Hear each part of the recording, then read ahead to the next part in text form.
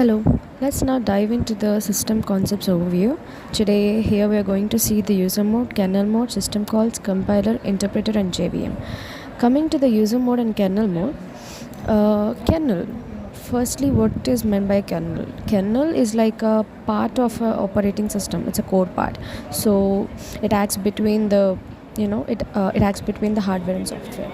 Next, it has 5 functions: memory management, process management, device management, file system management, and system call handling. And there are 2 different modes we are talking about: user and kernel. Coming to the user mode, it's like riding a bus. So we don't have any control over the engine or the steering, but we only have the access to sit and read and do whatever actions we want. So user mode is such kind in the computer, so it has limited access to the systems. So it cannot directly access the critical memory. It's like the user just can see the browsers and the media players and all.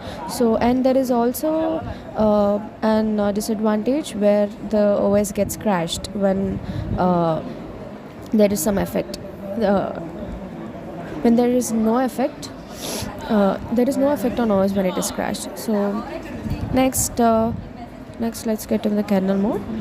It has the full system access, so it's like a bus driver. So if he does any mistake, the whole entire bus will get crashed. So when any crash has occurred, then the whole system is crashed. Next, it does the process scheduling. Like kernel mode, basically it's like the OS. So in kernel mode, we see the system call transition from user to the kernel mode to access so that the user can access the things that they want from kernel mode with the help of the system calls. Next, coming to the system calls, it's like an interface between the user applications and the OS. It's in the middle. It's like it helps the user mode and kernel mode to switch between them, and it is important as it has security and stability and efficiency. Next, we see an example. If you want to open a file, then the app requests the OS, and next the OS, the system call is called, and it accesses the file from the kernel mode, and next it sends back to the app, to the user mode. And we have 5 system calls: that is process control, file management, device management, information maintenance, and communication. Coming to the compiler versus interpreter, compiler, it translates the entire program at once, like it from start only, it totally translates the program into the machine code. But interpreter, line by line.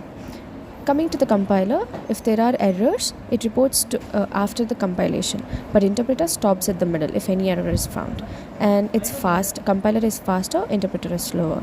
The common things we actually encounter is C and C++, which comes under compiler things, and Python, JavaScript is like interpreter one.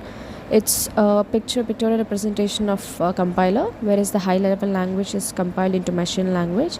Interpreter does the same, but compiler does all at once, and interpreter does line by line. Coming to the JVM, here it runs the special Java applications. It's a special program. It runs the Java applications. First, we will write the Java code in .java file. We'll save into it. Next, we'll we will compile it into the dot class, and next the JVM executes the bytecode. So Java JVM is a platform independent. Like we can write it just once, and we can run anywhere. Next, it has memory management and security.